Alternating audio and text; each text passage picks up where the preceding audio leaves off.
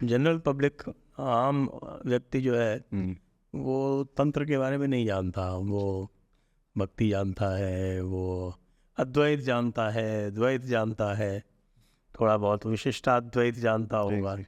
द्वैत अद्वैत तो समझता है मोटा मोटा।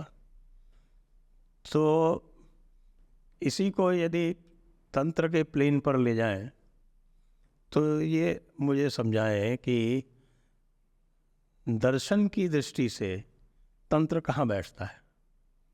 तो ये जो आपके वेदांतिक दर्शन जितने हैं, अद्वैत, द्वैत, विशिष्ट अद्वैत इत्यादि जो है, तो वो वेदांत के पुस्तक, वेदांत के जो फिलॉसफी है उसको एक्सप्लेन करते हुए वो दर्शन चलता है।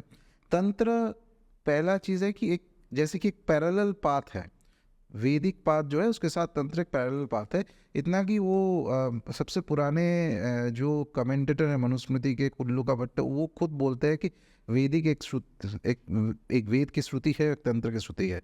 तो यानी ये मान्यता उस समय से भी था कि एक थोड़ा सा अलग एक रास्ता है, सनातन के अंदर ही रास्ता है, लेकिन दूसरा एक मार्ग है चलने का। तो इसमें तंत्र में अभी जैसे तंत्र साधना होता है उसमें प्रधानतर तंत्र का फोकस रहता है कि कैसे देवता उपासना किया जाए, देवताओं के सान्निध्य में कैसे पहुंचा जाए, वो है एम। फिलॉसफी यानी या अद्वैत हो, विशिष्ट अद्वैत हो, उसके ऊपर ध्यान नहीं दिया जाता था ज़रा। इनफैक्ट एक तंत्र में तो इतना भी है कि शिव पार्वती का जो तो पूरा तंत्र आता है शिव पार्वती का संवाद से। तो कहाँ पे भगवती पूछती है कि वो जो इतना जो फिलोसफीज बना हुआ है, छः दर्शन, योग, सांख्य इत्यादि बना हुआ, उसमें से कौन सा वाला सत्य है। तो शंकर भगवान एक जवाब देते हैं, थोड़ा सा फनी है। तो बोलते हैं कि वो छः मैंने बनाया ताकि लोग तर्क करते रहे कि कौन सा सत्य है। साधना का मार्ग ये है, साधना करते रहो, मन के ऊर्ध्व अवस्था में पहुंचोगे तो खुद देखो अब फिर क्या है, क्या द्वैत है, क्या अद्वैत है इत्यादि। लेकिन ये तो एक तरह से ये जो तंत्र शास्त्र का अप्रोच है, इस स्टेटमेंट से एकदम क्लियर आता है कि बेसिकली हर तंत्र के आप पुस्तक ले लीजिए, वहाँ पे फिलॉसफी बहुत कम मिलेगा। उसमें क्या है, पहले गुरु क्या है, लक्षण क्या है, शिष्य के लक्षण क्या है, देवता का लक्षण जिनके ऊपर वो तंत्र है, चाहे माँ काली हो या त्रिपुर सुंदरी जो भी है, वो कौन है, क्या उनके स्वरूप है, उनके साथ परिवार देवता कौन, उनको पूजा पद्धति क्या है। तो तंत्र एक तरह से साधना का पुस्तक है, साधना का मार्ग है। इनफैक्ट ये इतना, बंगाल साइड की बात कर रहा हूँ मैं जहाँ से आता हूँ, पुराने समय में काफ़ी सारे ऐसे विद्वान हुआ करते थे जो जैसे स्मार्थ फिलोसफी या अद्वैत में फिलोसफिकल मान्यता उनका अद्वैत था, लेकिन साधना वो कर रहे तंत्र मार्ग से महाकाली का, इसमें कोई कॉन्फ्लिक्ट नहीं है।